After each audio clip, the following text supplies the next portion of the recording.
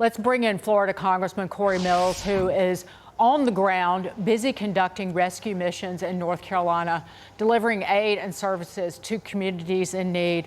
I'm emotional because I opened my phone, Cory, Congressman, and somebody posted just now on Facebook asking for a flyby near two falls on Elk River because a woman's house was caught on a bridge and they haven't been able to find her. And so they want to fly by over the river there, the falls there, hoping that they can find her alive. But that's what's happening there. And so just tell us what you've seen and what you've been able to do. So, yeah, Dick, I appreciate you guys covering this. You know, unfortunately, we're so concerned with everything that goes overseas that we forget about the American people at home, the way we did Maui and the way we did when it came to Ohio with Palestine. So we need to start thinking about America, and that's what we're here to do. So in the last 2 days, yesterday we delivered almost 4,000 pounds of water, non-perishables, diapers, wipes, other things to Asheville, North Carolina.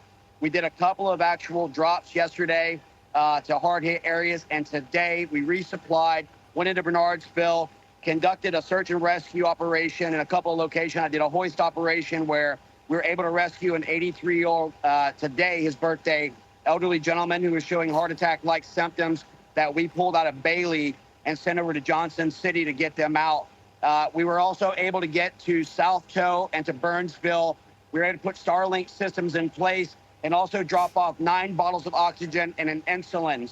So that was a big thing where our diabetics were running low on insulin. So we were able to hit Broad River Fire Department, which seen over 64 inches of rain and water that flooded the entire fire department, destroyed 2 of their fire trucks, and decimated houses across the area. Swananoa is another area. Black Mountain we were in today as well.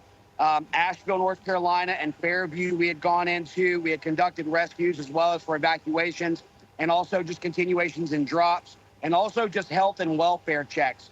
So going in, for people who haven't heard from their families in 2 days, 3 days, 4 days, looking at that critical 96 hour where it stops becoming so much of a rescue and unfortunately starts becoming a recovery. And so we've been going into all these areas. We're going to continue to stay here to help Western North Carolina.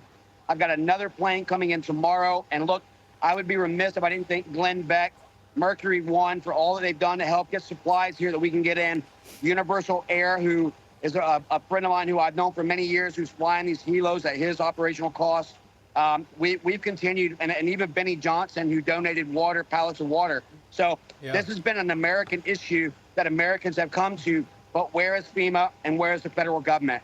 Again, we need to step up and do what is necessary to help the people of Western North Carolina, not let them be forgotten like Maui and Palestine, Ohio. But Cory, that's a good point. I think what's happening right now is what America is built on, neighbors helping neighbors. We stand up. We don't rely on our government to step in and give us assistance. I don't know if you're going to come back here, Cory, but I want you to talk about, if you can, Cory, if you're still there, what kind of response have you seen from FEMA?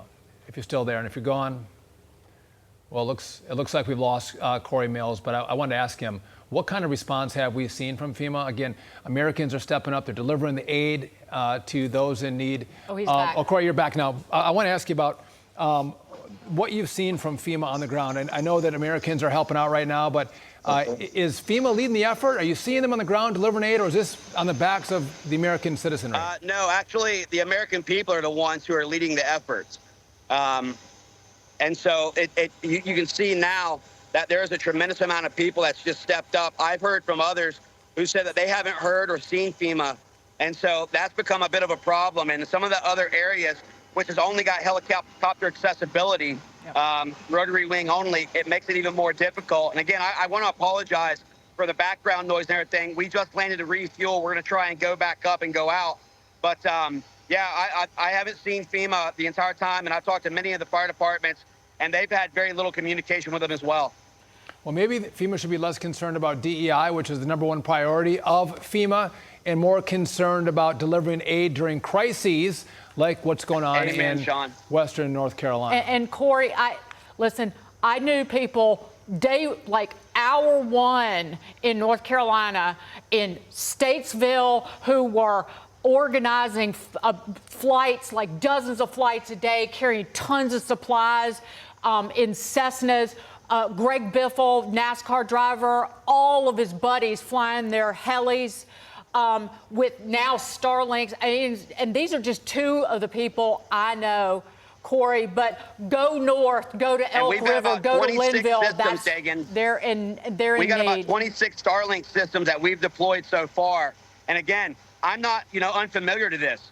Whether it was the rescues in 2021 after the Afghan botched withdrawal by the Biden administration, whether it was the 255 that I got out of Israel in 23, or the 28 that we got out, or 23 that we got out in Haiti only a few months ago. We're used to this pattern of abandonment. And that's why we have to step up and make a change. Here. Cory Mills, Congressman, and maybe we could say badass. Thanks for being with us. I called you badass earlier, so there you go. Just copy and tagging here. Thanks, Cory.